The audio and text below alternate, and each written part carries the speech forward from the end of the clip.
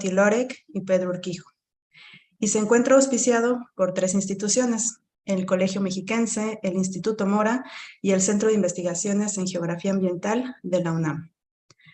La reunión de 6 coordinadores y 3 instituciones nos permitió plantear un programa mucho más amplio que el anterior, centrado en América Latina, y apostar por una mirada global sobre las distintas expresiones de la Revolución Verde. Este ciclo se presenta además como un acto de conmemoración crítica sobre el legado de la Revolución Verde, que ubica a México en el núcleo de las narrativas sobre sus orígenes. Para ello, tomamos como fecha conmemorativa la fundación de la Oficina de Estudios Especiales en 1943, resultado de la colaboración técnica científica entre la Fundación Rockefeller y la Secretaría de Agricultura y Fomento. Más que remarcar el valor de la experiencia mexicana, nos proponemos ampliar nuestro entendimiento sobre la misma al ponerla en relación con lo acontecido en otras partes del mundo. Es por ello que hemos elegido el formato de mesas de debate organizadas regionalmente y no temáticamente, pues deseamos ser receptivos de las preocupaciones recientes. Dicho en otras palabras, deseamos aprender sobre sus intereses, perspectivas y metodologías. Para dar formal inauguración, nos acompañan los directivos de las instituciones que respaldan la realización del seminario, por cuya participación nos sentimos muy honrados. Así, escucharemos primero al doctor César Camacho, director del Colegio Mexiquense. Gracias, Adriana Alejandra. Pues yo solo quiero darles las gracias a los patrocinadores, a quienes han tenido la sensibilidad, el talento, el sentido de oportunidad para el impulso de este evento. Quiero destacar subrayadamente la participación de Netzahualcóyotl Gutiérrez, uno de nuestros recientemente incorporados profesores investigadores a este claustro académico, a esta planta de investigadores y también de docentes, en el entendido que la generación del conocimiento no puede ser, incluso por razones de orden ético, o no puede tener como pretensión central la acumulación de conocimientos, sino que estos hallazgos al final se pongan al servicio de la comunidad y cambien positivamente el entorno. Mucho más cuando se trata de un asunto que no es de moda, sino es de vida. A mí me estimula mucho que las siguientes generaciones, mis hijos y espero que muy pronto mis nietos, estén apercibidos de la importancia de este tema, que en el sentido más literal es vital. Es decir, está asociado con la vida, con una vida en armonía, con una vida y un aprovechamiento sostenible, que como ustedes lo saben tanto o más que yo, no solo tiene que ver con el aprovechamiento presente de los bienes que la naturaleza nos da, sino con la posibilidad de que las siguientes generaciones también los aprovechen y que dejemos, y con ello voy a terminar, este mundo mejor, en mejores condiciones de cómo lo recibimos. Enhorabuena, que haya mucho éxito. Muchas gracias. Le agradecemos mucho sus sensibles palabras.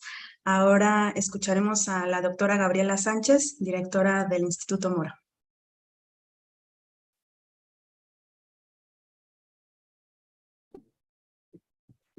¿Qué tal? Muy buenos días tengan todas y todos ustedes. Bueno, a mí me da muchísimo gusto saludar, por supuesto, al doctor Camacho y a quienes nos acompañan el día de hoy. Y me encanta estar aquí con ustedes inaugurando el seminario interinstitucional La Revolución Verde, una mirada global 80 años después. El ciclo que el día de hoy estamos inaugurando es la consecución de un primer seminario, como ustedes saben, que se sesionó entre febrero de 2021 y marzo del 2022 y que llevó como título La Revolución Verde en América Latina, debates, perspectivas e interdisciplina. A diferencia de este primer esfuerzo que se concentró en discutir el devenir de la Revolución Verde en América Latina, este nuevo ciclo se propone ampliar la mirada a una escala global para dialogar en torno, pues, a los diversos ritmos, particularidades y convergencias de los procesos de cambio agrario en las economías de América Latina, África, Asia, Europa y los Estados Unidos. A mí me parece que este es un objetivo muy ambicioso, pero a la vez esencial, para nutrir con nuevas perspectivas y contenidos los debates que ayuden a dar cuenta desde una perspectiva global de cómo han evolucionado las problemáticas agrarias en diversas regiones del mundo, a fin de explicar las realidades que enfrentamos en la actualidad. ¿Qué prácticas, qué tecnologías contribuyeron al incremento de la productividad? Y sobre todo, ¿cuáles han sido las implicaciones y consecuencias de ello en los modos de producción y consumo en el mundo? Me parece que preguntas como estas son realmente estratégicas hoy en día y en ese sentido quiero destacar la pertinencia y la relevancia del seminario en esta perspectiva que se está planteando el día de hoy. El seminario contará con la participación de académicos y estudiantes de posgrado provenientes de universidades y centros de investigación ubicados en países que han sido epicentros para el estudio de la Revolución Verde o bien que han sido sitios de origen de las dinámicas que le otorgaron impulso. Este ciclo se presenta además, como ya se mencionó, como un acto de conmemoración crítica sobre el legado de la Revolución Verde que ubica a México en el núcleo de las narrativas sobre sus orígenes. Ya lo mencionaba Diana con mucha claridad, se ha tomado como fecha conmemorativa justamente la fundación de la Oficina de Estudios Especiales en 1943 y que esta oficina pues, fue resultado de una colaboración o de un mecanismo de cooperación técnica y científica entre la Fundación Rockefeller y la Secretaría de Agricultura y Fomento. La idea es ampliar el entendimiento también sobre la experiencia mexicana, justamente tratando de analizarla desde esta perspectiva global, desde distintas miradas de otras partes del mundo. Para ello, sin duda, es indispensable contar con una lógica de colaboración interinstitucional, de intercambio de experiencia, de intercambio de visiones, y por eso me da muchísimo gusto que el Instituto Mora forme parte de esta iniciativa, junto con el Centro de Investigaciones en Geografía Ambiental de la UNAM y, por supuesto, el Colegio Mexiquense. Yo creo que la colaboración y la coordinación entre estas distintas instancias será fundamental. Quiero también en este sentido agradecer y felicitar al equipo de coordinación académica, al amplio equipo de coordinación académica del seminario, que está integrado por las siguientes personas. El doctor Alfredo Pureco Ornelas y la doctora Diana Alejandra Méndez Rojas por parte del Instituto Mora, el doctor Pedro Sergio Urquijo Torres del CIGA UNAM, el doctor Netzahualcóyotl Gutiérrez Núñez del Colegio Mexiquense, el doctor Timothy Lorek del Colegio de Scholastica y el doctor Antonio Chamorro, investigador independiente. Yo no tengo duda de que los trabajos emprendidos en este seminario redundarán en contribuciones fundamentales sobre la Revolución Verde después de 80 años. Nuevas perspectivas, nuevas reflexiones y supongo también nuevas propuestas en torno a una problemática que nos atañe a todas y a todos. Enhorabuena, les deseo el mayor de los éxitos en este seminario. Muchísimas gracias. Muchas gracias, doctora. Nos alegra mucho que el Instituto Mora refrende su respaldo a este proyecto y que siga creciendo. Escucharemos ahora al doctor Antonio Vieira, director del Centro de Investigaciones en Geografía Ambiental. Gracias. Bueno, primero que nada, agradecer, ¿no?, nuevamente la invitación que se hace de manera personal y sobre todo de manera institucional. Me parece y concuerdo con los colegas que me precedieron, que es una iniciativa a destacar desde el punto de vista del esfuerzo que se hace por el estudio, la reflexión, ¿no?, la prospección sobre un tema tan importante en el marco del desarrollo de nuestras naciones. También celebro que podamos compartir este espacio de manera interinstitucional con dependencias tan reconocidas como lo es el Instituto Mora y el Colegio Mexiquense, ¿no? Y en ese sentido, refrendo también mi compromiso desde el punto de vista de las cosas que deriven, de los productos que deriven en el marco de este seminario interinstitucional. Ya hay un libro ahí en coedición con el Instituto Mora. Espero que muy pronto también se pueda sumar el Colegio Mexiquense y podamos hacer obras de manera conjunta que me parece que son sumamente relevantes en el ámbito de nuestras responsabilidades y nuestras contribuciones. Por lo tanto, dejo abierto, digamos, esta puerta en el marco de este seminario y de futuras colaboraciones. Efectivamente, es un espacio de reflexión colectiva sobre el legado y perspectiva de la Revolución Verde a escala global, y también me da mucho gusto el ver cómo se han ampliado, digamos, las fronteras desde el punto de vista del contexto geográfico, ¿no? En la incorporación de nuevas regiones del planeta. Si bien el antecedente fue centrado básicamente en México, Centroamérica, el Caribe y Sudamérica, ahora las perspectivas desde el punto de vista de los alcances, pues abren nuevas visiones, orientaciones, reflexiones, casos de estudio que de alguna manera tienen similitudes, pero que en otros sentidos también tienen grandes divergencias, y eso, en ese sentido, pues enriquece y retroalimenta la perspectiva de análisis que se tiene sobre la Revolución Verde, ¿no? Como son casos de estudio en África, Medio Oriente, India, Europa Central, China, Asia Oriental, Rusia y Estados Unidos, que son sin duda países y regiones del país que son sumamente relevantes en el contexto de esta situación de la Revolución Verde. Y no solamente eso, sino que también, ya lo decía la doctora Gabriela Sánchez, que esto nos permite también tener una evaluación del impacto, ¿no? Cómo de alguna manera estas diferentes modalidades técnicas, medios y modos de vida implican una serie de sistemas de organización y de cultura que tiene mucho que ver con el cambio, la transformación, la asimilación de nuestros recursos y la transformación de nuestros paisajes o territorios. En ese sentido, creo que es muy interesante todas estas reflexiones, y no solamente desde el punto de vista de la Revolución Verde, sino qué implicaciones tiene con la economía global, ¿no? ¿Qué papel está jugando esta dinámica de la Revolución Verde, o de cómo se produce y se utilizan, digamos, estos espacios en una dinámica global, las repercusiones, los impactos, las relaciones con las sociedades?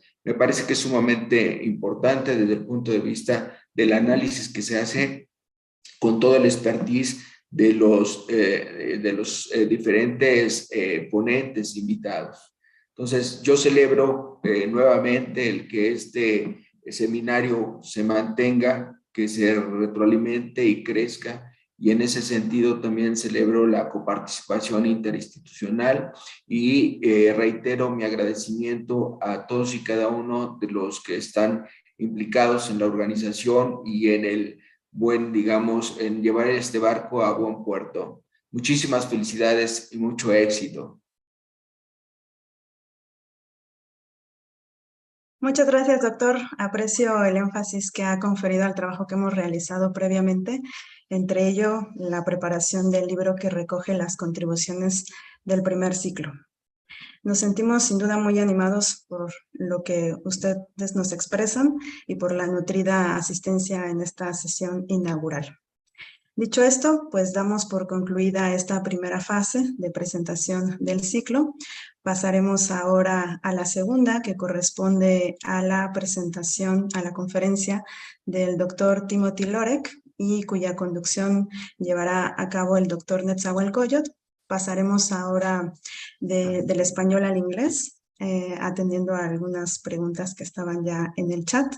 Y bueno, pues les agradezco mucho su atención. Thank you, Diana. Well, before I present the speaker we have today, it's important to let you know that the organization of the seminar has faced several difficult situations. For instance, Paul Hevitt, who was going to be speaker at the Africa session, passed away a few weeks ago. Besides all that, the organizers of the seminar are deeply sorry about it. On the other hand, the speaker who was originally scheduled for this inaugural session, Jonathan Harwood, had to withdraw because of personal issues. So, however, it's worth mentioning that his lecture, or Jonathan, is going to be rescheduled for the next year. So in the face of these unfortunate events, we had to make some changes to the original program. Therefore, for the inaugural conference, we will come today with the presentation of Professor Timothy Lorek, who has been making very relevant contributions to the subject, especially about Colombia, but for the rest of Latin America as well. Now I will present the members. Well, Timothy Lorek is a doctor in history from Yale University and assistant professor of global history at the Colegio Scholastica in Minnesota, United States. He's the author of Making the Green Revolution, Agriculture and Conflict in Colombia, a book that will be published in 2023 by the University of North Carolina Press. He has been fellow of the National Endowment for the Humanities, the New York Botanical Garden, the Rockefeller Foundation, and Fulbright. His interests focus on environmental history, agrarian policies in Colombia, as well as international history of development in the Americas. Well, Professor Tim Lorek, will listen, please. Hey, gracias, Netza. Thank you, everybody. Thank you to the organizers. Can everybody hear me okay? Organizers who I see, can you? Yes, okay, great. So thank you again for that nice introduction. I'm going to speak in English, but as has already been described, but at the end, I'm hoping to leave plenty of time for questions and discussion. And we can do that in English or Spanish, whatever people are most comfortable with. So I want to start again in English by thanking the organizers, especially Netza and Diana, Antonio, Alfredo, and Pedro, and the sponsoring institutions we just heard from El Colegio Mexiquense and El SIGA and Instituto Mora.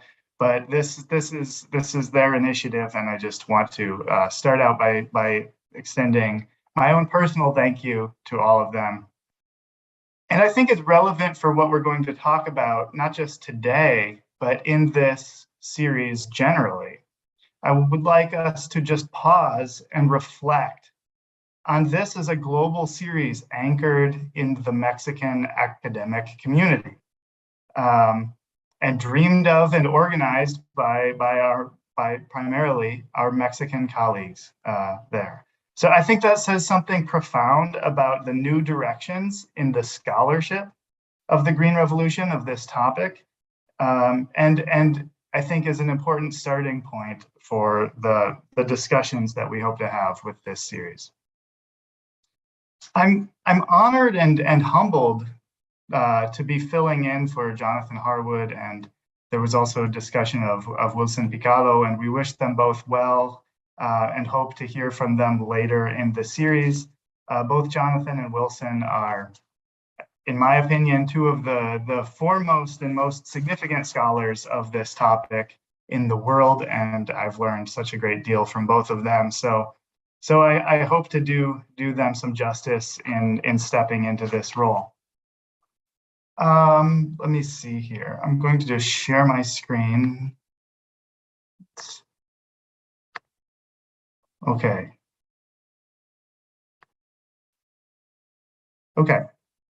So in brief, what I would like to do today, this is going to be brief. I'm intending this to take approximately 20 minutes.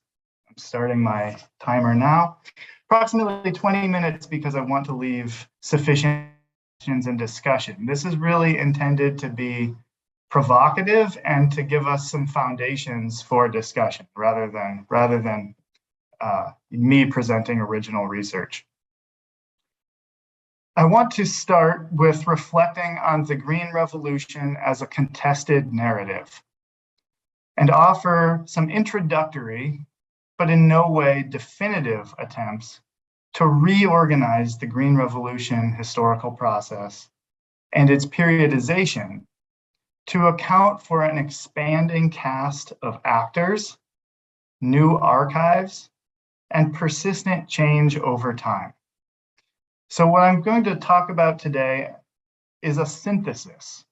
And I will be part of the South America panel in November, where we will present original research, including my own original research on Colombia. But today I want to stay in the realm of synthesis and thinking about big questions about periodization and how we are rethinking the Green Revolution from a more global perspective in this current moment. As I've said before, I hope that this will give us some foundations for discussion today, but also in the panels that will follow over the course of the next year and a half. Okay, so what I'm presenting today, let me go back here. What I'm presenting today is coming from a new essay that just came out in the Oxford Research Encyclopedia on the Green Revolution in Latin America. So this was an essay that I wrote and was published just a couple of weeks ago by the Oxford Research Encyclopedia. And it attempts to put the sort of a rethinking of the Green Revolution and the Green Revolution's periodization in broader historical context and perspective, taking into account new actors, new archives, and new questions. So if anybody, I have this link here. If anybody is unable to access the essay because their institution does not subscribe, you can message me or send me an email after this event. I'd be happy to send anyone a PDF if they would like it. Okay, so what I want to do is, and what I do in this essay, is I want to talk about the politics of narrative and the Green Revolution in capital letters, capital G, capital R. Not green revolutions in the plural and in the lowercase. And we'll talk a little bit about why I think that's important. I want to talk about sort of the pivotal year of 1968, in which narratives of the Green Revolution, the contested narratives of the Green Revolution, were sort of intensified and accelerated. And then I want to talk, zooming out again, about three periods. First, what I call Creole prehistories, or the period before the arrival of the Rockefeller Foundation in Latin America, in Mexico specifically, in 1943. Then the era of coordinated country programs led by the Rockefeller Foundation and other international agencies in the 1940s, 50s, and early 1960s. And finally, a period of globalization and perhaps placelessness that came after the reorganization of the country programs in the mid-1960s.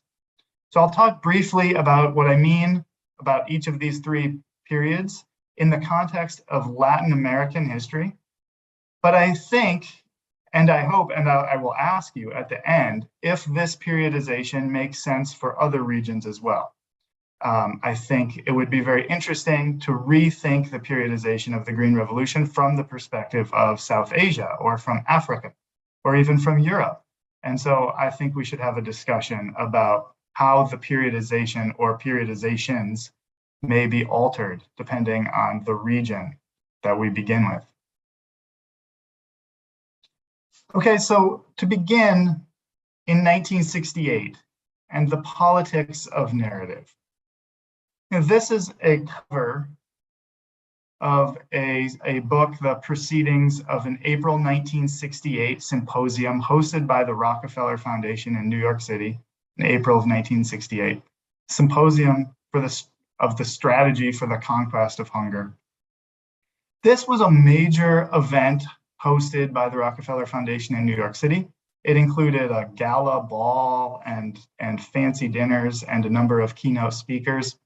And it was designed to take stock of the 25th anniversary of the Rockefeller Foundation's programming in Mexico, agricultural programming in Mexico, from 1943 to 1968. So the 25th year anniversary of the Rockefeller Foundation's efforts in agricultural development projects, specifically beginning in Mexico.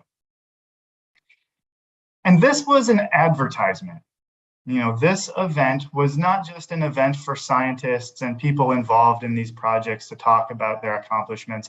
It was also a forum for advertising what they viewed as their accomplishments, what they hoped to achieve going forward.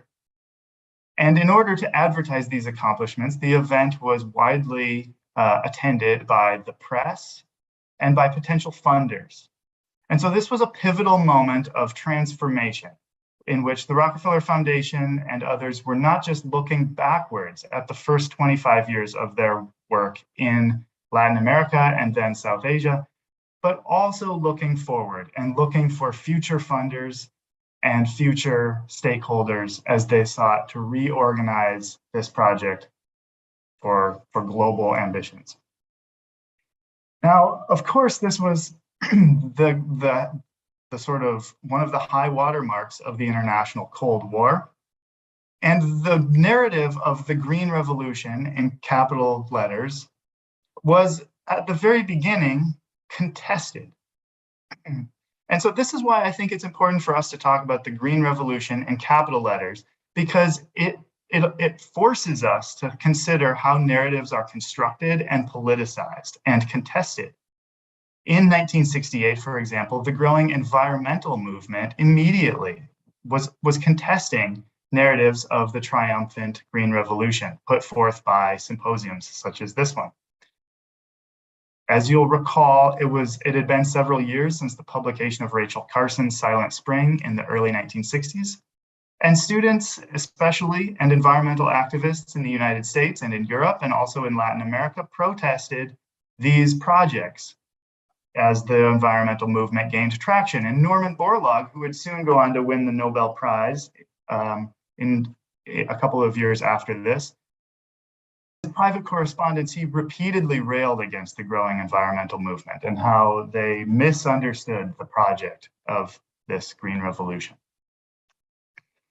There was also controversy coming from Latin America and South Asia, where especially, again, student activists protested the role of these international agencies in changing food regimes and creating new conditions and new opportunities for agribusiness in the countryside.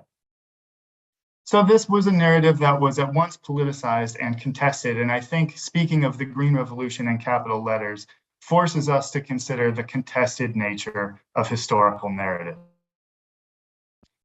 But I want to go back earlier and look at how we got to 1968 and dig deeper than the Rockefeller Archive Center and the traditional archives that were used to create the earliest narratives of the Green Revolution. In Latin America, and I highly suspect in South Asia and in other locations, there was a long history of agricultural development work, especially organized by the state, that long preceded the arrival of the Rockefeller Foundation or the World Bank or any of these other international agencies in the post-World War II period. I'm using this phrase Creole prehistories in the Latin American context and borrowing this term from Stuart McCook, who in his Histories of Science has talked about Creole science for the early 20th century. And I think this is an important and instructive way for thinking about what came before the Rockefeller Foundation in many of these locations.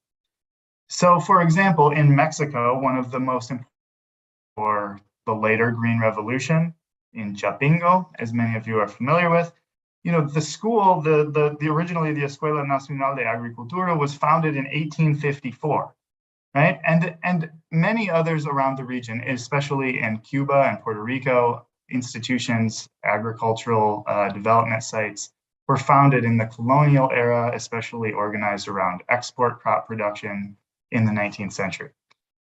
In the 1920s, with new transportation connections spurred by the Panama Canal and railroads and new development initiatives, rural to urban migration, and new economic efforts to industrialize the domestic economies, many countries around Latin America expanded their state efforts towards agricultural development. And so you see in this picture in 1927, the founding of the Escola Superior de Agricultura in what would become the Universidade Federal do Viçosa in Brazil, in Minas Gerais, Brazil, which began instruction in 1927. And similarly, here you see schools focused on agricultural projects and that involved extension agents and partnered with agricultural experiment stations. The photo on the left is of a normal school in Santiago, Chile in 1925. The school on the right is of a farm school in Colombia in the 1930s. So you see these domestic efforts to develop agriculture and the states in Latin America, the Chilean state, the Colombian state, the Mexican state, founding new institutions for agricultural science, agricultural experiment stations with roaming extension agents, agricultural schools and colleges, etc. It would be these institutions that would create, that would provide the stage for the Rockefeller Foundation and other international agencies after the post-war period. So these institutions, the Rockefeller Foundation would go to the locations where these institutions were already in existence. In the 1930s, the Great Depression changed some of the parameters of this work in Latin America, and again, I suspect in other locations around the world as well, as Latin American states thought of agriculture and these now existent institutions as mechanisms to achieve greater self-sufficiency and independence in a volatile and precarious international climate. It was just after that then, in the early 1940s, when the first advanced reconnaissance agents from international agencies like the Rockefeller Foundation began to canvass Latin America, in large degree spurred by war-torn Europe and the closing of Rockefeller Foundation offices in Europe. Rockefeller Foundation turned south. And of course, most famously, as has been described in the literature, the Rockefeller Foundation looked toward Mexico, and the Mexican agricultural program was begun in 1943 in partnership with the Office for Special Studies in Mexico. And others would follow. There would be a Colombian agricultural program that began in 1950 after reconnaissance by the foundation and its agents in 1948. And then a coordinated country program in Chile that began in 1955. All of this before the inauguration of the Indian agricultural program in 1956. So this era of coordinated country programs really followed the map set by these domestic states in the preceding era. And as projects for self-sufficiency and greater diversity in agricultural regimes, the embrace of agricultural science and agricultural education, as these efforts in the 1920s and 30s grew frustrated, had their budgets cut, in some cases met with conflict and political opposition, many of the architects of these projects turned abroad and sought to recruit United States or otherwise international agencies who would come in and offer larger budgets and greater stability for some of these pre-existing projects. So I think as the literature on the Mexican agricultural program has really effectively shown in recent years, the map, the Mexican agricultural program, was much more a program of continuity with what had come before it, at least in the 1940s, rather than a rupture. Many of the Rockefeller Foundation agents and scientists initially attempted to continue projects that had begun in Mexico in the 1920s and 30s. And this would change over the course of the 1950s. So in 1965 and 66, something really interesting happens that we can see in the archives. In the Rockefeller Archive Center, if you go there and you read the annual reports of the Rockefeller Foundation, In the 1965-66 annual report, the organization of the report changes from what had come before that year, an organization based on country programs, always in the order in which the Rockefeller Foundation inaugurated its programs. So Mexico was always first, followed by Colombia, followed by Chile, followed by India, and so on. In 1965-66, these annual reports shifted to being organized by crop. And within the sections on each crop, there would be subsections related to different countries and regions. And so I think that this little shift in the archive is really significant because it emphasizes the way the Rockefeller Foundation and its partners were re-envisioning their global project in this era towards a more globalized project, one of interchangeable seeds, interchangeable research and science. Two efforts during the coordinated country program really spurred this shift towards a more global orientation after the mid-1960s. The first is one that my colleague Diana has studied and written about quite extensively, which is the scholarship and grant program, which sent aspiring scientists, aspiring agronomists from Latin America, all around Latin America, especially to Mexico, and in some cases to the United States to achieve their degrees. And so a growing cadre of agronomists trained during the coordinated country program era sort of set the stage for this expanded effort in the mid-1960s.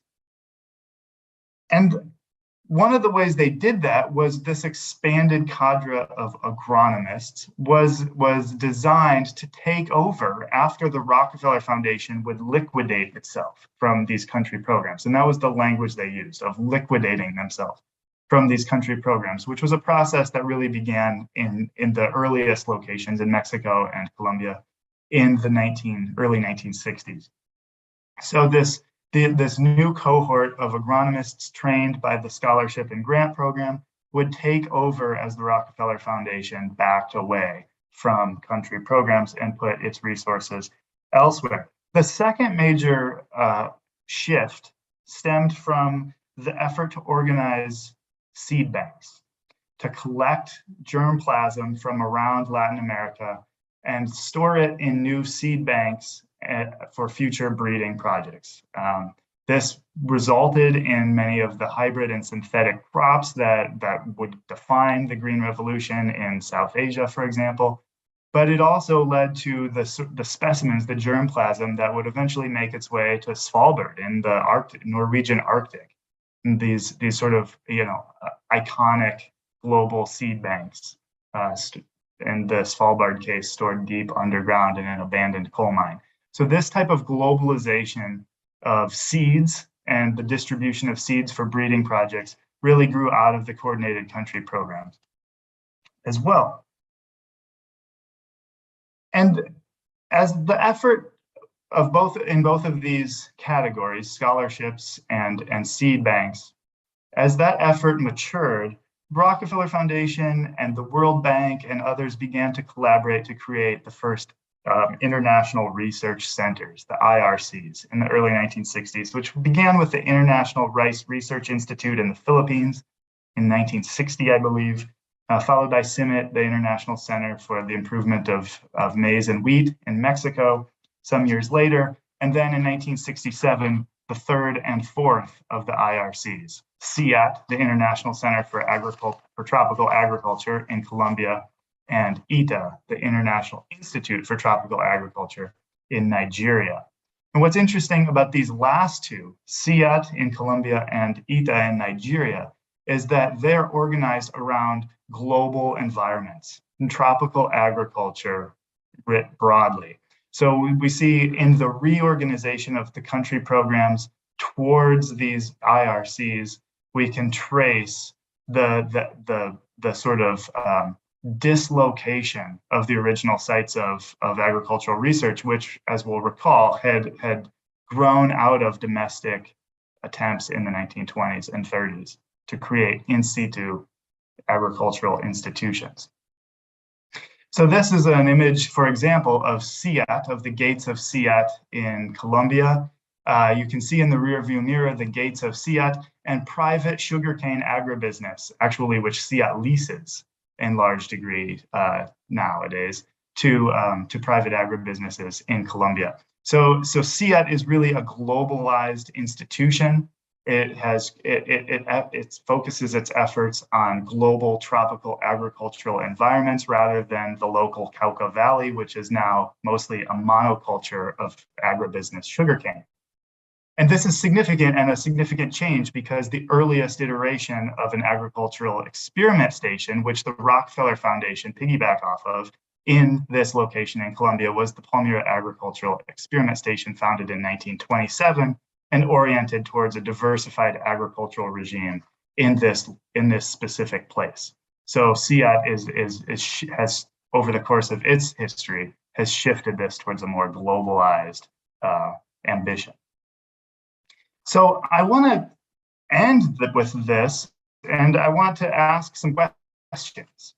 And I hope we can have a discussion about this. And I want to ask first, how would you alter this periodization? You know, especially for those of you who study the Green Revolution as a process from other parts of the world beyond Latin America. And how does this narrative drawn from Latin America make sense or not for South Asia, or for Africa, or for the Middle East, or any other location?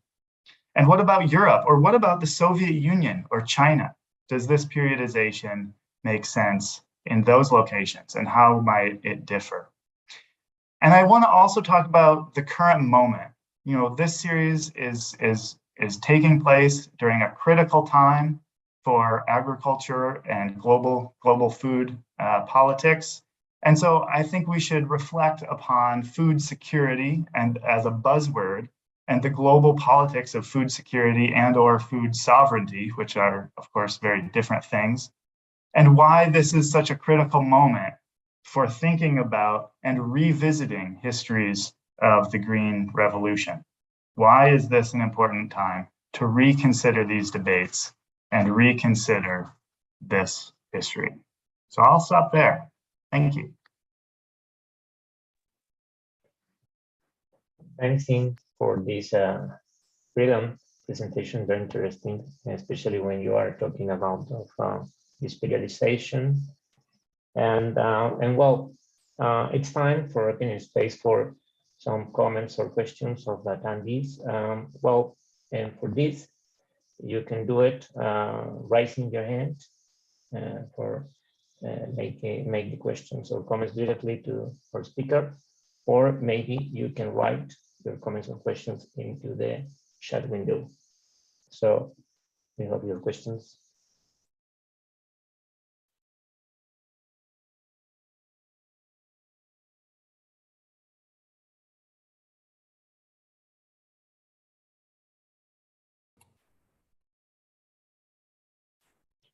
Okay, Gerardo Rodriguez Feliz, if you want to ask or a comment, please go ahead. Yes, thank you so much for the presentation. I have two questions. One is where you excellent link the Green Revolution with the decades before, but how is important to link also with the plantation regimes in the colony, or specifically in the colony, because I am trying to do that. And the second question is about labor. I don't know if in your research in the archives of the Rockefeller Center, did you find how, if there was a concern about how organized the labor, specifically about the farm workers, the barracks, or the harvest in general? Thank you. Yeah, thank you for that. Can I ask a follow-up? Gerardo, where are you doing research? What is your region you're studying? Well, I am doing my PhD in California, but my research field is in Sonora, in Northwest Mexico. Okay, yeah, great, thank you. Yeah, I think that, first with the sort of the legacy of the plantations, I think that would, I suspect, I don't have a great answer for that. I suspect that would differ for various locations. In the location, where I do most of my research in Colombia, these efforts to organize agricultural institutions beginning in the 1920s and 30s were really focused on a more diversified agricultural regime. Agriculture at different scales, kind of in some ways modeling off of the United States Department of Agriculture and the extension services that were expanding during this time.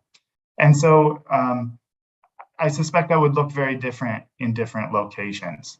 I think, though, it's of course an important topic to keep in mind. And I think one of the other things I think is that we, as this scholarship on the Green Revolution has kind of matured, I think that we are now allowing ourselves to see differentiation, right? Different actors within this broader process who are pursuing different goals, different things happening in different regions. I think that we're sort of in that way contesting the idea of the sort of post-World War II US in the world kind of dissemination narrative. And I think seeing different actors with different motivations in different locations is really important. So I would, if anyone else has a better answer studying a place like in South Asia, for example, with a specific colonial sort of plantation legacy, or other parts of Latin America as well, that would be really interesting. Thanks, Tim. Well, there is another question from Amado Eliezer Centeno. A question for you is, what is the impact that climate change has left on food security in human beings, since it has won the battle for us due to a lack of will to want to have better planning and responsibility for the use of our natural resources? What are the governments of the countries of the world, the educational institutions, universities, research centers, and three orders of government doing to guarantee food for humanity?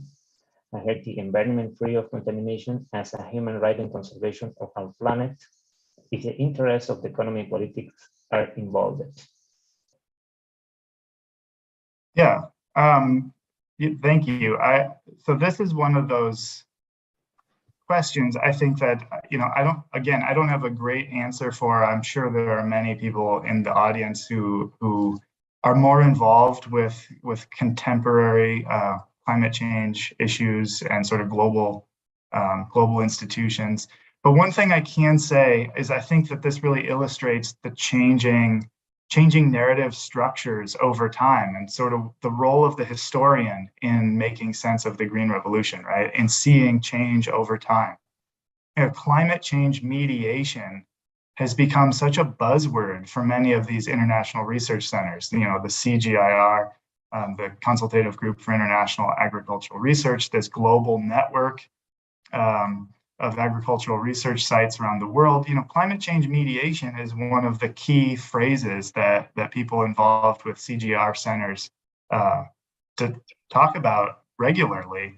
And that's interesting because that replaces the language of hunger and the sort of implication of hunger and the association of hunger with the potential for communist revolution during the Cold War period. So it's the language and the intentions of some of these sites, some of these international centers in particular, has really changed over time. And I think again, I don't have a great answer for the relative success of their efforts towards climate change mediation in this current moment, but clearly with the situation in Ukraine, the global food system, if we can call it that, is sort of built on shaky foundations, and I think we're seeing the the effects of that with the current crisis. Okay, thanks, Tim. There are two other questions. So from Carlos Marichal, he made this question: why was there so much initial interest in the Green Revolution? Is the first one question for you. Mm-hmm. Well, I think in the Latin American context, there wasn't interest in a green revolution per se early on. And I think in a Latin American context, there was a lot of interest in industrialization and urbanization and increasing the food supply for growing cities and growing industries as Latin American states in the 1910s and 20s sought to establish new transportation connections and bolster their domestic economies and industrialize and all of that. And so enhancing the food supply, especially a diversified kind of agricultural regime of staple food crops, was really important domestically to meet those broader challenges and accomplish some of those bigger economic and political goals. I think it was the crises of the 1930s and early 1940s in terms of a volatile global economy, political controversy or political challenges within Latin America that really curtailed the budgets for a lot of these new institutions that spurred Latin American actors, politicians, boosters, scientists to look increasingly abroad, to look for to a more secure set of funders. And that's what they found in the Rockefeller Foundation, which conveniently was looking in a new direction as its offices closed in Europe during World War II. I think the idea of the Green Revolution and transforming the language to center on hunger and what we would now call food security, and the sort of neo-Malthusianism of the 1940s and 50s with the population concerns of these institutions, especially the Rockefeller and Ford Foundations, and the Cold War context of the United States in the world during this time. All of these things really changed the narrative at these pre-existing sites, these pre-existing institutions, which as I mentioned, initially were more concerned with the domestic contexts of industrialization and urbanization and things like that. And the sort of language that we would now associate with the Green Revolution would only be applied later. Okay, thanks, Tim. There is another question for you. Because somebody is raising the hand. Is John Alexander Urrego Mesa is raising the hand. Go ahead, John Alexander, please. Hola. Gracias. Voy a hacer la intervención en español, si no es mucho problema, si no. ¿Es posible? Sí, claro. Ok, gracias por la presentación. Mi duda o la cuestión que tenía era especialmente relacionada con la periodización, con el último periodo que denominas globalización. Entendiendo que lo estás mirando desde un punto de vista del aumento del consumo de inputs externos, que sería el aumento de consumo de fertilizantes, combustibles, maquinaria, etcétera. Cuando vi globalización pensé que igual estaba más referido a un periodo posterior a los años 80, quizás en algunos casos incluso a finales de los 90. No sé, tú has puesto bastante énfasis en que puede ser controversial para otros países. Cuando se miran los inputs, el consumo de inputs externos en toda Latinoamérica, casi que son más los años 80, incluso en algunos países el año 2000, como el punto de ruptura en el que empieza el aumento de consumo de inputs externos.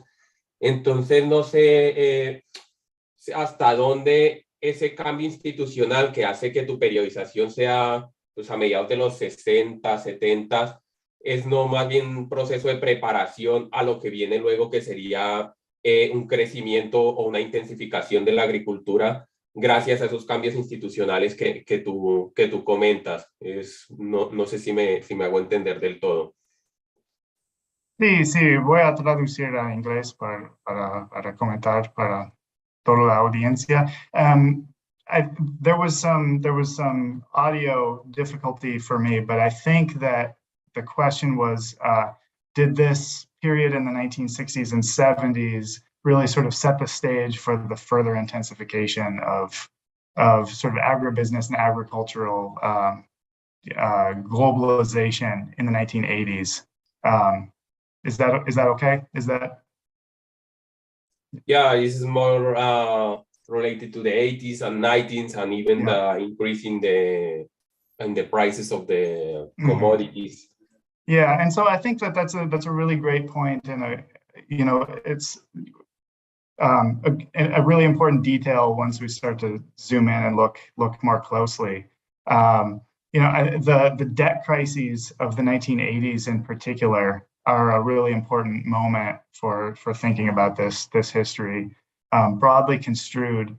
But I think what's important for the period that I laid out for the late 1960s, early 1970s is exactly that, the establishment of the sort of institutions, both the state institutions and the international research centers, that would kind of navigate these changes, such as the debt crisis in the 1980s, and the accelerated embrace of what we usually now call neoliberalism. I think that these institutions that were founded in the late 60s and early 70s really were the ones that both navigated that, but also in some ways contributed to that acceleration.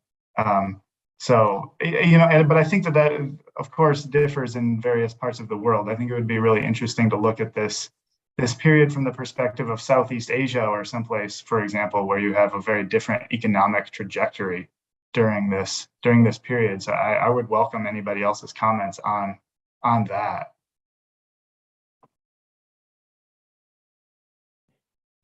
Okay, well, we have a question from Miriam Nascimento, who is raising her hand. So, Miriam, we listen, please. Yes, I don't know if you can say something about the legacies of the Green Revolution and the illicit agrarian economy, because, like, for example, coca production expanded during the 60s and 70s. So I was wondering if you could establish maybe connections between both processes, because they were kind of like running parallel. So I was wondering, especially in Colombia, I was wondering if you have like something to say about it. Thank you.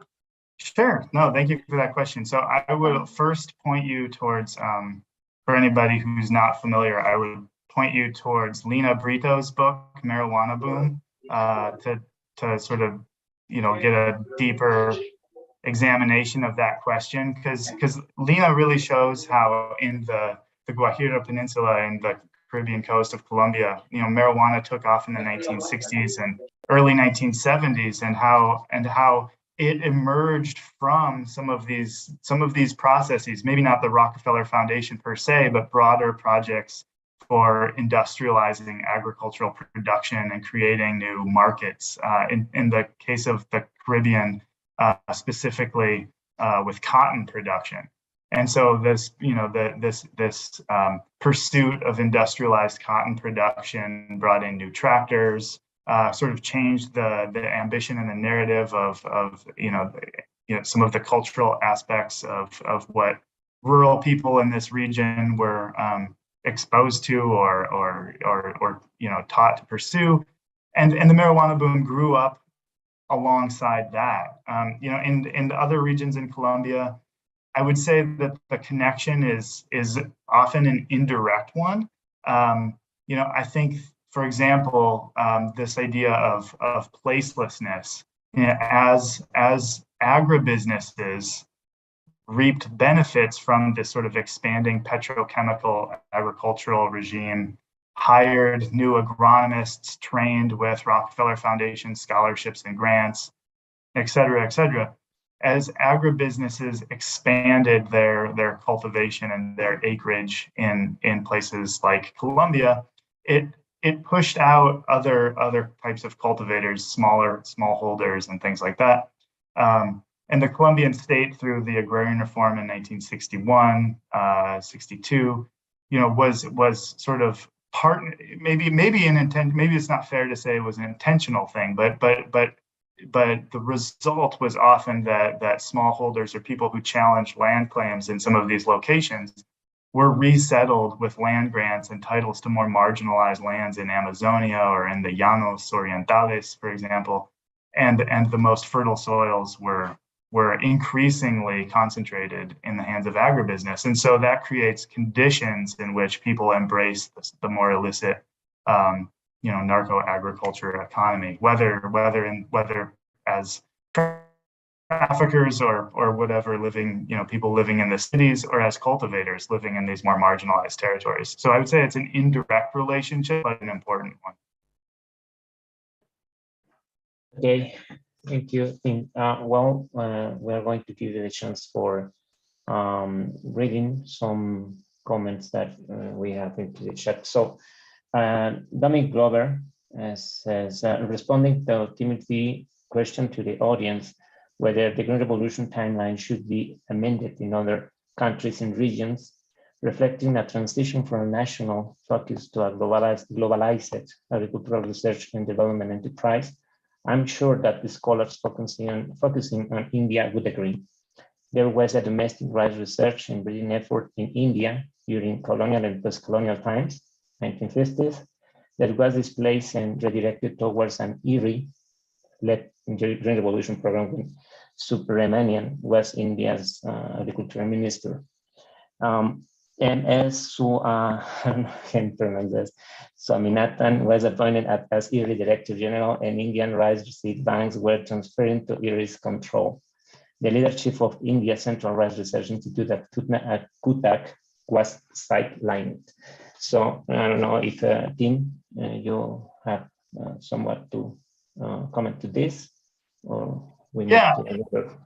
Well, this is what I'm not as well versed in some of those details, but this is kind of what I had in mind. I've talked about this quite a bit with Prakash Kumar. I don't know if Prakash is here, but I've talked about this quite a bit with him, and Gabriela Soto-Larriaga's looking at a comparative case between Mexico and India, and at Yale and the Agrarian Studies program, Shivi and the Agrarian Studies program is very quick to talk about some of these parallels between Latin America and South Asia in terms of this periodization. So I've had a lot of this in mind, and I thank you to Dominic for pointing out some of the more specific details of that. I again welcome other people's comments or examples where the situation periodization perhaps looks quite different. I think that's also instructive. But I have been talking with colleagues who study the Indian case in particular. I've often thought that it does seem that there are many parallels between them. Okay, thanks, Tim. We have other participation. Joel Vargas is raising his hand. So, Joel, we listen, please. Hi, Tim. Hi. I was thinking about and listening to you and about your paper and your question that you are asking. And if you and other historians are questioning the traditional narratives about the periodization of the Green Revolution and proving that these narratives, which are focused on the Rockefeller Foundation, these narratives are troublesome. They are problematic. Why we don't question the existence of the Green Revolution per se? If this was a long and situated problem with different approaches, with important and local presence, can we still talk about a Green Revolution? That's the question.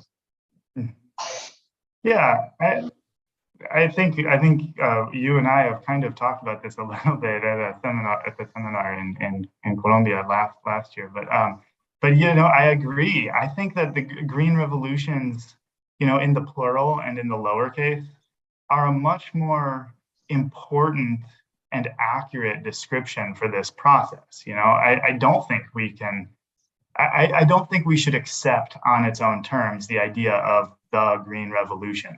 But I think that it's likewise important to use that terminology to speak to people, to speak to the dominant narrative that's not questioning that as much.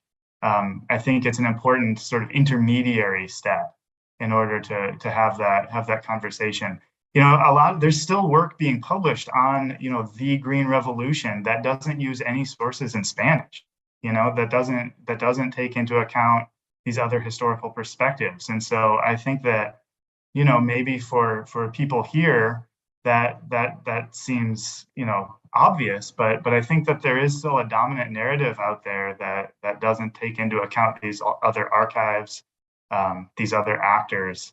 And I think it's important to speak to that dominant narrative in order to sort of get beyond that.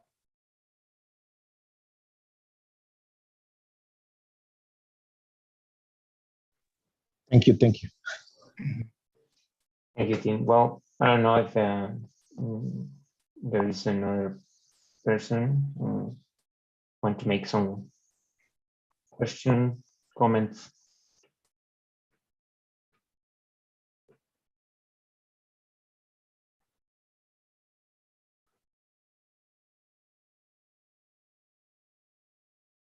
No.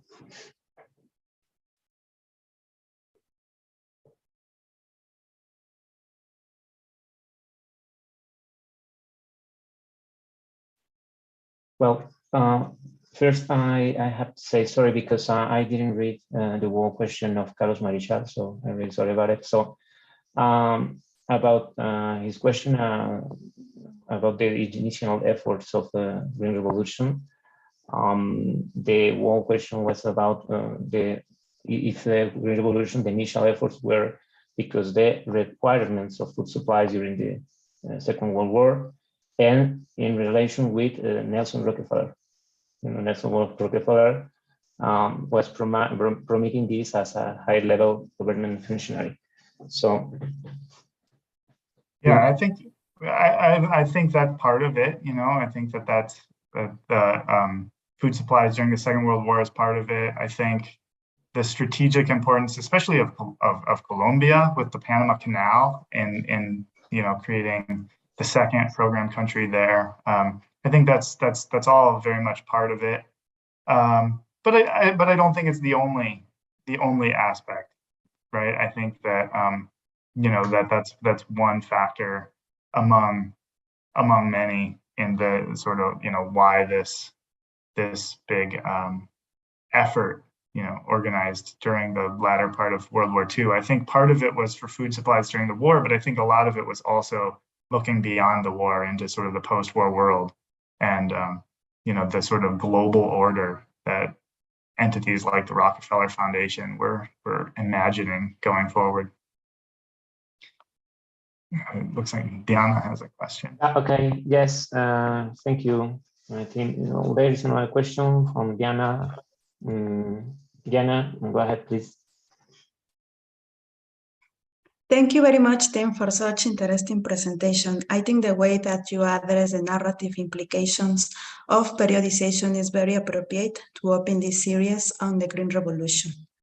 In that sense, I would like to ask you to tell us more about the different semantic uses you have found of the Green Revolution by interviewing the actors who participated in Colombia. I mean, peasants, experts, agronomists, or other people. Their use of the term Green Revolution? Yes. Yeah. They don't use it. They don't use that terminology, right? That's something that only comes around in the late 1960s at these big events that are organized for the press and for potential funders, like that symposium I mentioned in New York City in 1968, right? This is language that gets circulated by people with USAID or the Rockefeller Foundation or the World Bank. when talking about these efforts for potential future funders. So on the ground in Colombia, for example, you typically find people using that language, and there's always this interesting disconnect, especially in the 1960s. There's an interesting disconnect between the language used domestically in Colombia to talk about why these projects are important compared to the language used internationally, right? But there is some overlap. At that symposium in New York City in 1968, one of the keynote speakers was this guy, Jorge Mejia Salazar, who was a wealthy businessman, had a fortune from the coffee industry and from petroleum in Colombia. And he was one of the keynote speakers at this event. And he very specifically, in no uncertain terms, declared that farming in the future in Colombia and around the world needed to be big business, that the era of small family farms was over, and that farming, we could only feed the growing world population and avert communist revolution and all this sort of Cold War neo-Malthusian language that international agencies were using, right? And here's Jorge Mejia Salazar saying the same thing, saying that, we can only avert these things by embracing agriculture as big business and mechanization and things. And so that begs the question, right? Why are some people in Colombia using that language? Of course, he's making a fortune from the oil industry. And so there would seem to be a stake in advertising to potential funders for an enhanced petrochemical sort of agricultural regime in Latin America. So you find cases like that where people are using the same language, but overall on the ground in these regional offices, usually people are talking about other types of problems, right? Especially problems related to campesinos and problems related to rural to urban migration and things like that.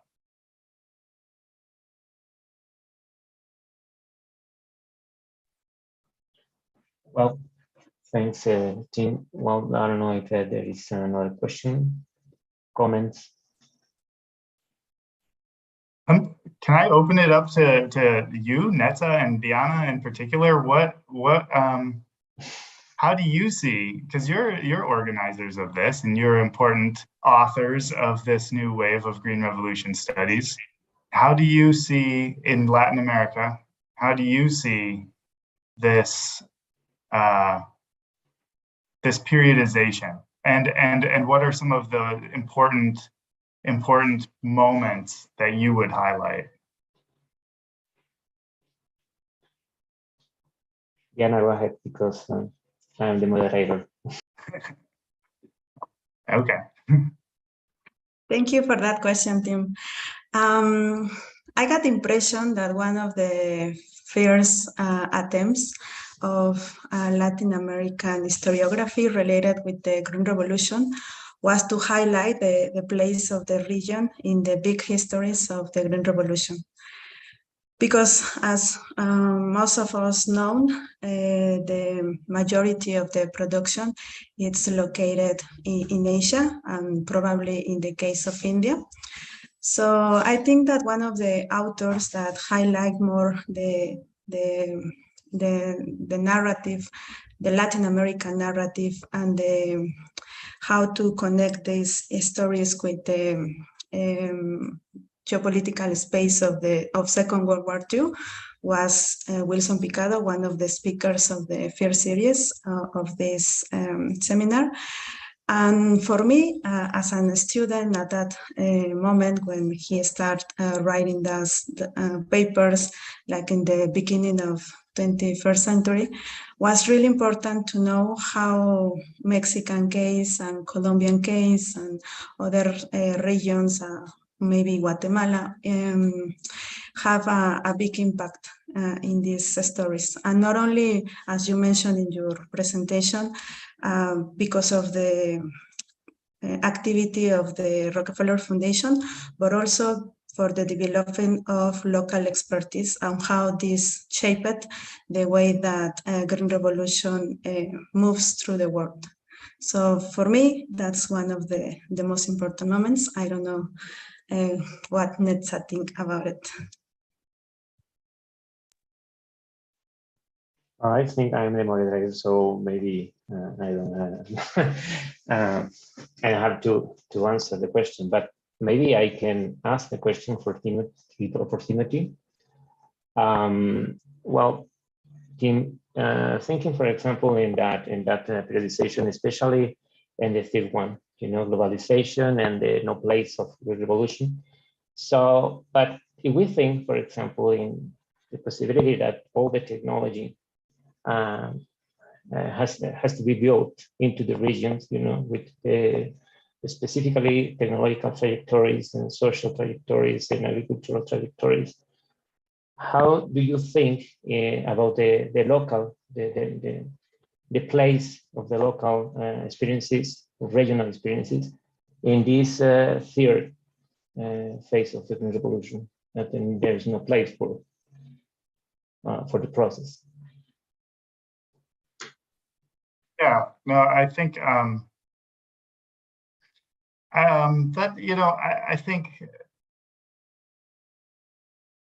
that's a really good question.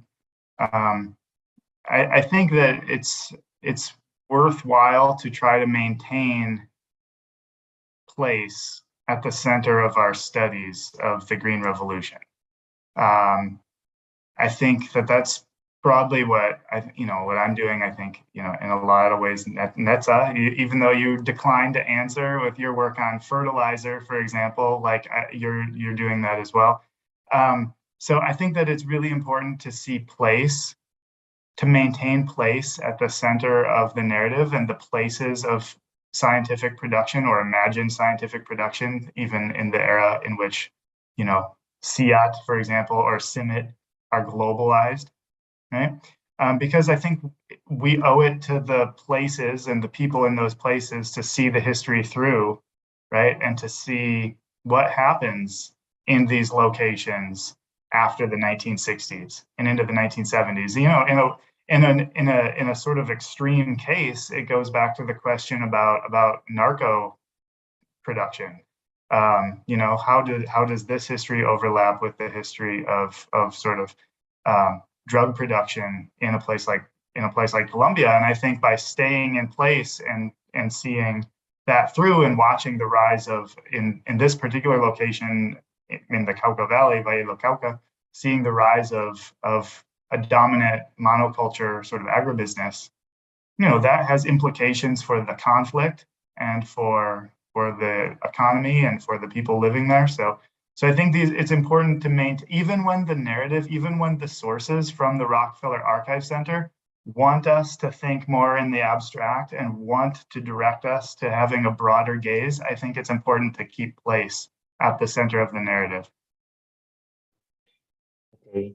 Well, with the question, I give my opinion to you because yes, I agree with you, but I have this doubt about the place of the local experiences if we talk about this third phase of globalization. And so, I could also, and I see Alfredo's hand, and I just wanted to add one last thing about that, which is that I think it's also not all of this should be accomplished by historians. And I think I'm a strong advocate for interdisciplinary work. And I think that geographers and anthropologists are doing amazing work on the sort of contemporary studies of some of these communities, right? And as historians, we can look at the broader historical context and trace change over time, but I think we also need to be working with and reading and citing anthropologists and geographers who are studying these communities in a more contemporary sense. I agree with you. Thank you, Tim. Well, we have another participation, Alfredo. We listen to you, please. Thank you. Tim, thank you very much for your lecture. Congratulations. I'd like to ask something that is general and in some sense silly, but I want to listen to your point of view.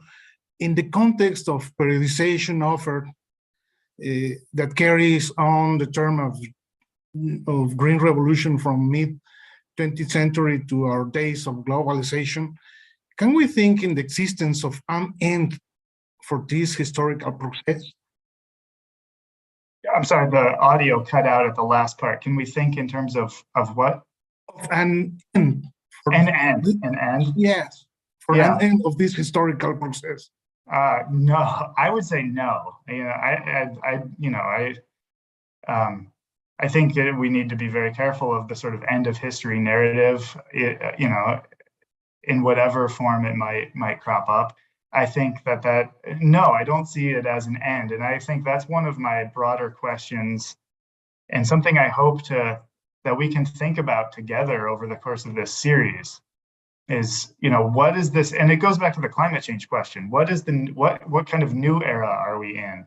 How are things changing? How might we redefine, the 21st century, or where do we see some important milestones in terms of creating what comes next?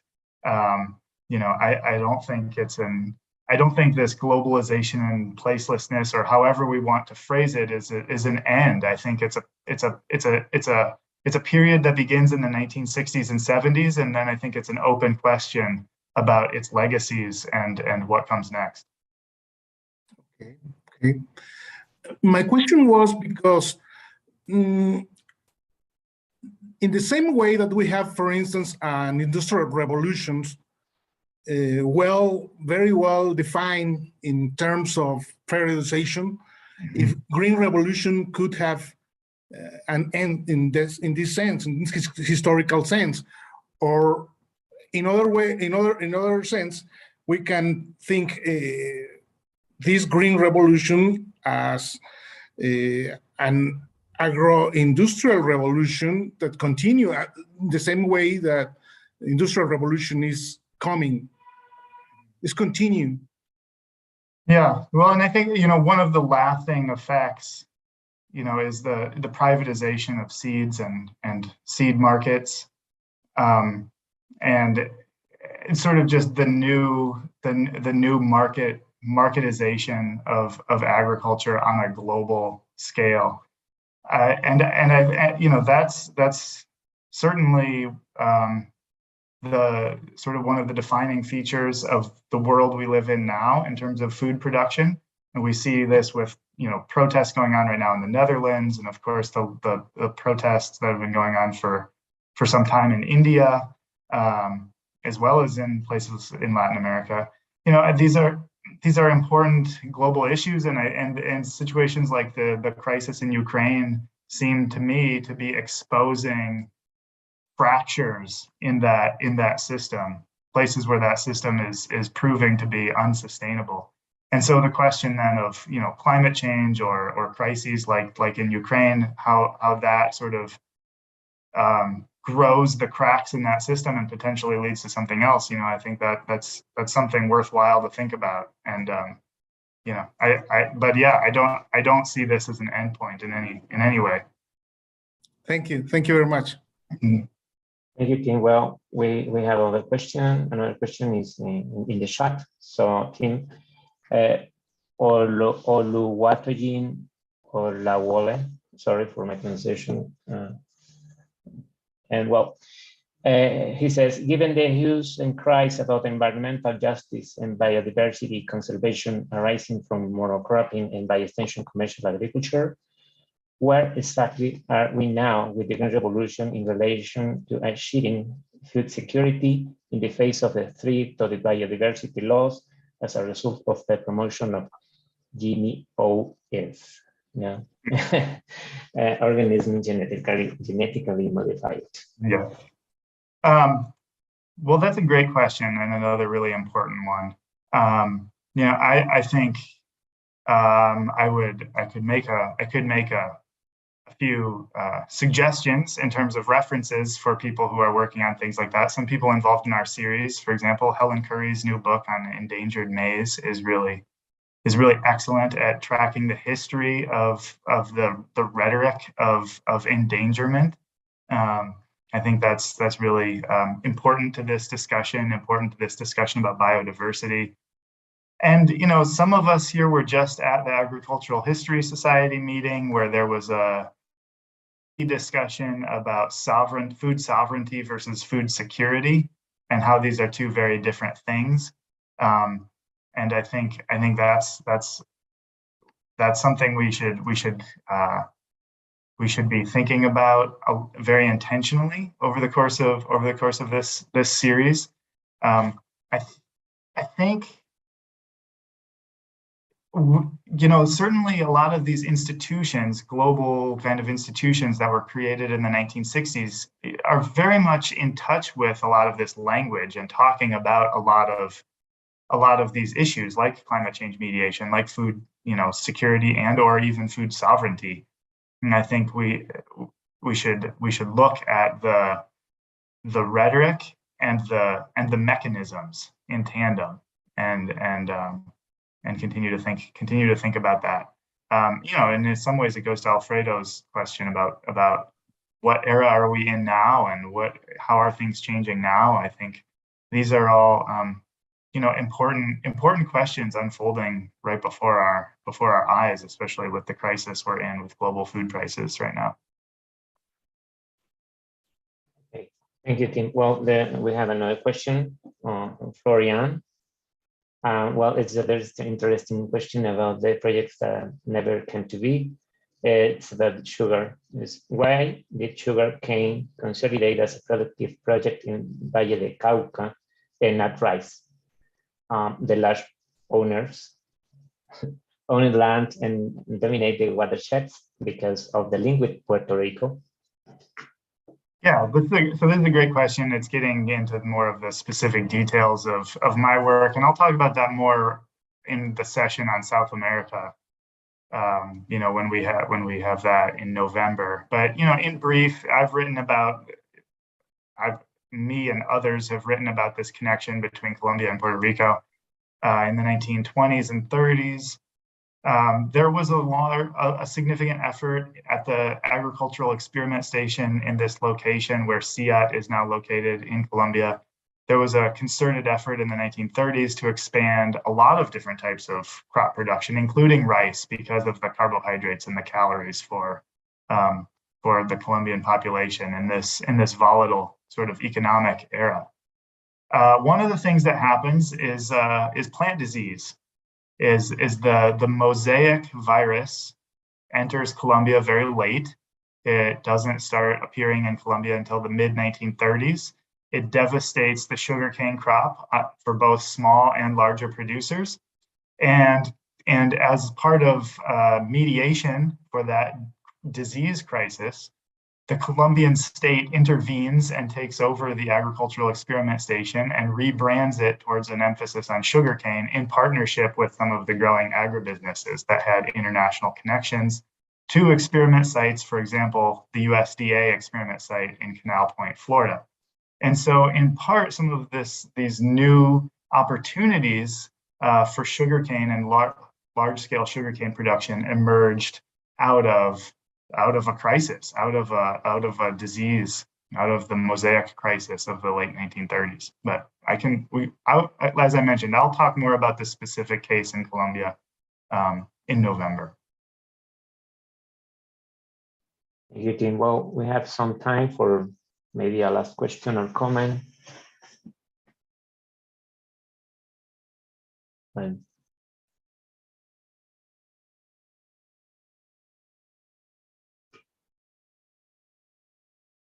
Well, if there is another question, well, it's time of ending this great session. Well, my personal opinion. For this, I'm going to give the floor to our partner, Antonio Chamorro, for giving the final words for this session. Antonio, you are here? No. Okay, hello, good night. Well, good night for me. Sorry, I am in Southeast Asia at this moment. So, well, I would like to explain a little bit that this is the result of collective work. And we have been networking with different people, and the idea was to opening the discussion about the Green Revolution to people from different continents people that we didn't know, but we were curious to understand what this about. All the questions that Timothy was pointing during the discussion and things that appear in the questions make me reflect and think about the importance that Green Revolution or the different Green Revolutions or whatever we want to name this. The important thing is that this has allowed us to open the discussion for contemporary events, as Timothy was pointing, how climate change at this moment is a new narrative. It's a new narrative that is not only about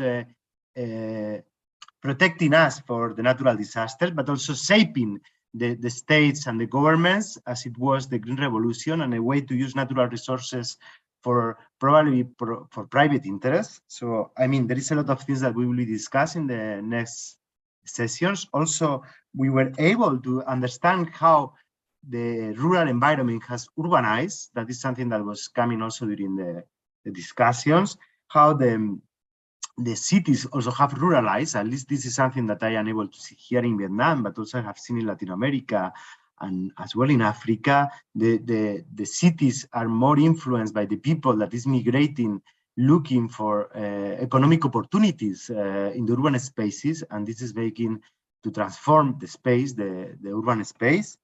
And well, to end, because we have been here for 1 hour and a half, I would like to invite you for the next session that we will be taking place in September the 13th. It will be focused in Mexico. We will have amazing participants as Carolina Camacho, Viridiana Fernandez, Mariana Fenci, and Netzahualcóyotl Gutiérrez. I don't know if I said correct your name, Netza. And well, thanks for being here, and I hope to see you in future events. All the best. With this, I finish. I hope that, I don't know if Netza, you need to introduce something, or is this is the end?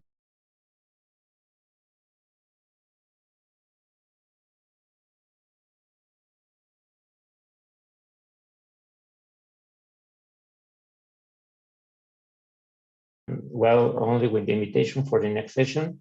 And thanks for all the attendees for being here today. And well, welcome to this effort. Thank you to all.